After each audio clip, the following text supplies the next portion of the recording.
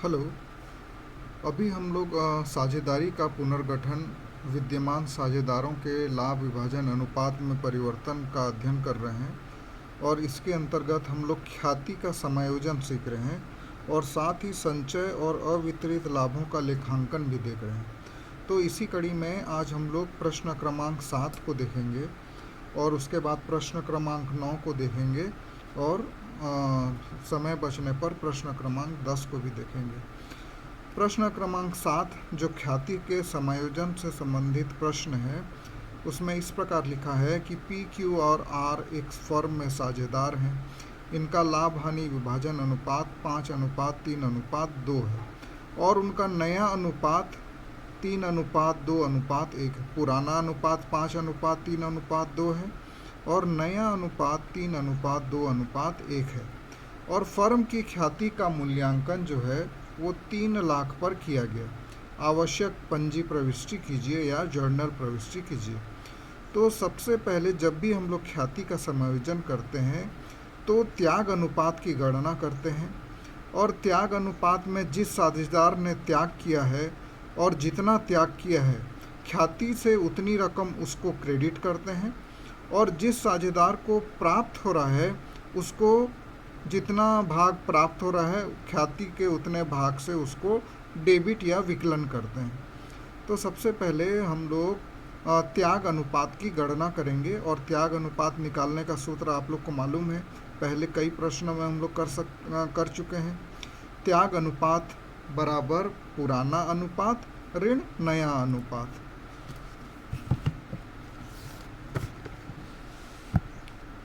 तो यहाँ पर देखते हैं पी, क्यू और आर ये तीनों साझेदार हैं। उनका जो पुराना अनुपात है वो है 5:3:2। तो इसको हम लोग इस प्रकार से भी लिख सकते हैं, चूँकि तीनों भाग का योग 10 हो रहा है इसलिए हम लोग इसको लिख सकते हैं 5/10, 3/10 और आर का हिस्सा होगा 2/10।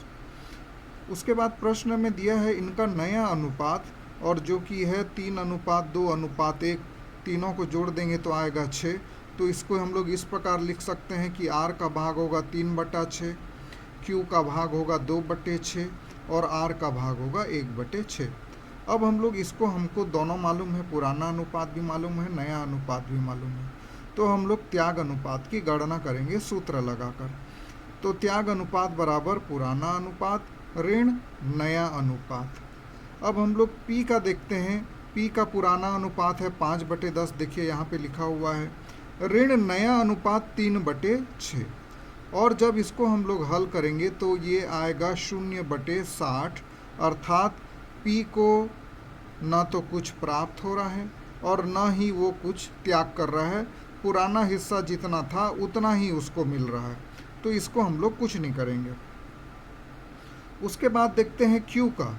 Q का पुराना अनुपात था 3/10, ये देखिए यहाँ पे लिखा है। ऋण नया अनुपात है 2/6 और इसको हम लोग हल करेंगे तो आएगा ऋण 1/30। और जब भी त्याग निकालते समय ऋण में उत्तर आता है मतलब इस साझेदार को प्राप्त हो रहा है या लाभ हो रहा है, जो पुनर्गठन हुआ है उसमें। तो कितना लाभ हो रहा है? 1/30 भाग का लाभ हो रहा है। इसलिए जो हम पंजी प्रविष्टि करते समय Q को ख्याति का 1/30 निकाल कर विकलन कर देंगे।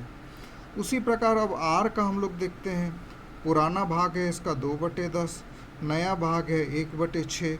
इसको हल करेंगे तो आएगा धन 1/30, अर्थात ये त्याग कर रहा है और ये जो त्याग कर रहा है वो किसको फ़ायदा हो रहा है? Q को। तो हम लोग क्या प्रविष्टि करेंगे? ख्याति से 1/30 निकालेंगे, R को समाकलन करेंगे और Q को हम लोग विकलन करेंगे। तो इसकी पंजी प्रविष्टि भी हम लोग देखते हैं। ख्याति का समायोजन कैसे करेंगे? ख्याति का मूल्यांकन हुआ है 3 लाख में। अब 3 लाख में 1/30 जो है वो R त्याग कर रहा है, तो 3 लाख का 1/30 अर्थात 10,000 रुपया त्याग करने वाले R को क्रेडिट करेंगे और 3 लाख का 1/30 जो है Q को प्राप्त हो रहा है, तो 10,000 रुपया Q को हम लोग डेबिट करेंगे। तो अब बहुत आसान है इसकी पंजी प्रविष्टि करना। Q का पूंजी खाता विकलन, क्योंकि इसको प्राप्त हो रहा है 10,000 रुपया। R के पूंजी खाते से 10,000, क्योंकि ये त्याग कर रहा है इसलिए ख्याति का 1/30 भाग इसको प्राप्त होगा। और एक नरेशन लिख देंगे ख्याति का समायोजन करने पर। अब आते हैं अगले प्रश्न की ओर, जो कि है संचय और अवितरित लाभों का लेखांकन। यहाँ इस प्रकार लिखा हुआ है, अ ब स एक फर्म में साझेदार हैं जो लाभ हानि को 4:3:2 में बांटते हैं।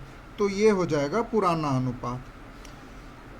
1 अप्रैल 2018 में उन्होंने लाभ हानि को समान रूप में बांटने का निर्णय लिया और उस तिथि को उनकी पुस्तकों में सामान्य संचय 1,80,000, कर्मचारी क्षतिपूर्ति कोष 60,000 और लाभ हानि खाते का क्रेडिट शेष 45,000 था।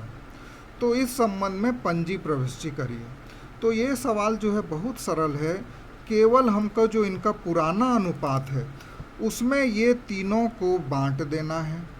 और चूंकि ये सब क्रेडिट शेष हैं इसीलिए इनको हम लोग डेबिट करेंगे और साझेदारों के पूंजी खाते को क्रेडिट करेंगे। तो इनके पुराने अनुपात में हम लोग इसको बांटेंगे। नए अनुपात का कोई महत्व नहीं रहता, केवल हम लोग पुराने अनुपात को ही ध्यान देंगे। ये देखिए सबसे पहला था उसमें सामान्य संचय, जो कि प्रश्न में लिखा है 1,80,000 रुपया है।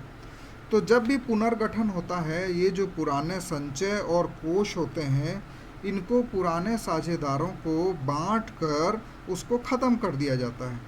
क्योंकि सामान्य संचय में 1,80,000 रुपया है, तो जो पुराना अनुपात है 4:3:2 अर्थात कुल 9 भाग होते हैं, उसमें हम लोग साझेदारों को बांट देंगे। तो 9 से भाग देंगे तो एक भाग का हिस्सा आएगा 20,000 और जो पहला साझेदार है उसका है 4 हिस्सा, तो 20,000 × 4 = 80,000। बी को मिलेगा 60,000 और सी को मिलेगा 40,000। अब चूंकि सामान्य संचय खाते का क्रेडिट शेष रहता है तो उसको बांटने के लिए उसको हम लोग डेबिट कर देंगे। सामान्य संचय खाता विकलन 1,80,000 ए के पूंजी खाता से, बी के पूंजी खाता से और सी के पूंजी खाता से। और नरेशन लिख देंगे सामान्य संचय साझेदारों के पूंजी खाते में अंतरित करने पर। ठीक उसी प्रकार कर्मचारी क्षतिपूर्ति कोष में भी 60,000 रुपया है, तो 60,000 को भी हम लोग पुराने अनुपात अर्थात 4:3:2 में बांट देंगे। तो एक हिस्से का मूल्य आएगा 6,666.66। ए के पास 4 हिस्सा है तो 4 से गुणा कर देंगे, तो इसको राउंड ऑफ करने पर निकल आएगा 26,667 रुपया। बी को मिलेगा 20,000 रुपया और सी को मिलेगा 13,333 रुपया। तो इस प्रकार हम लोग कर्मचारी क्षतिपूर्ति कोष को बांट देंगे और इसकी पंजी प्रविष्टि करेंगे। कर्मचारी क्षतिपूर्ति कोष खाता विकलन 60,000 ए के पूंजी खाता से, बी के पूंजी खाता से और सी के पूंजी खाता से। कर्मचारी क्षतिपूर्ति कोष की राशि पूंजी खाते में अंतरित करने पर। और उसके बाद हम लोग आखिरी में आते हैं लाभ हानि खाते का क्रेडिट शेष। यहाँ ध्यान में रखना बहुत ज़रूरी है, डेबिट शेष है कि क्रेडिट शेष है। अगर क्रेडिट शेष रहेगा तो उसको हम लोग बांटने के लिए लाभ हानि खाते को डेबिट करेंगे। अगर यहाँ पे डेबिट शेष लिखा है तो लाभ हानि खाते को क्रेडिट करेंगे और साझेदारों को डेबिट करेंगे। तो 45,000 को हम लोग बांटेंगे, कुल 9 हिस्से हैं, 9 से डिवाइड करेंगे तो एक हिस्से का दाम आ जाएगा 5,000। ए के पास चूंकि 4 भाग है तो 5 चौक 20,000। बी के पास 3 भाग है तो उसको मिलेगा 15,000 और सी के पास 2 भाग है तो उसको मिलेगा 10,000। तो इस प्रकार से अब लाभ हानि खाता विकलन 45,000, ए के पूंजी खाता से 20,000, बी के पूंजी खाता से 15,000 और सी के पूंजी खाता से 10,000। उसके बाद एक इसी का और एक प्रश्न देख लेते हैं हम लोग। 10वां नंबर, सीता गीता रीता साझेदार हैं 1:2:3 में और उनके बैलेंस शीट में 60,000 रुपये का अवितरित लाभ है और इसको उन लोगों ने बांटने का हम लोगों ने फैसला किया, क्योंकि पुनर्गठन हो रहा है, इसीलिए जो पुराना लाभ होता है उसको बांट देते हैं, पुराने अनुपात में बांटते हैं। तो इसको बांटना बहुत सरल हो जाएगा। सबसे पहले हम लोग क्या करेंगे, जैसा कि पिछले सवालों में भी किए हैं, कि हम लोग क्या करेंगे, इनका त्याग अनुपात निकालने की कोशिश करेंगे और निकालेंगे। तो देखिए, सीता का पुराना अनुपात है 1/6, देखिए यहाँ से लिया है, और नया अनुपात है 1/3।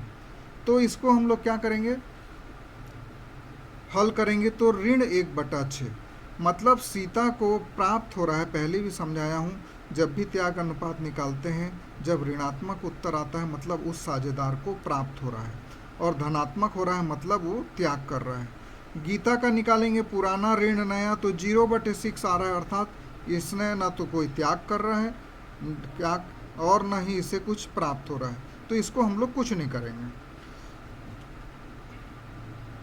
रीता का देखते हैं, पुराना अनुपात था 3/6 और नया अनुपात है 1/3, और इसको हल करने पर आएगा 1/6, अर्थात चूंकि धनात्मक उत्तर है इसलिए रीता जो है वो त्याग कर रही है और सीता को मिल रहा है, इसलिए अवितरित लाभ का शेष जो है 60,000। तो उसको हम लोग 1/6 निकालेंगे, क्योंकि 1/6 ही त्याग हो रहा है और 1/6 ही प्राप्त हो रहा है। तो 10,000 रुपया सीता को डेबिट करेंगे क्योंकि उसको प्राप्त हो रहा है, और रीता को क्रेडिट करेंगे क्योंकि उसने अपने हिस्से से त्याग किया है। तो इस प्रकार जो पंजी प्रविष्टि बनेगी वो सीता का पूंजी खाता विकलन 10,000, रीता के पूंजी खाता से 10,000। तो इस प्रकार से आज हम लोगों ने 3 सवालों को देखा। एक तो हमने 7 नंबर सवाल को देखा, ख्याति का समायोजन, फिर हमने 9 नंबर और 10 नंबर में देखा संचय और अवितरित लाभ का कैसे लेखांकन करते हैं।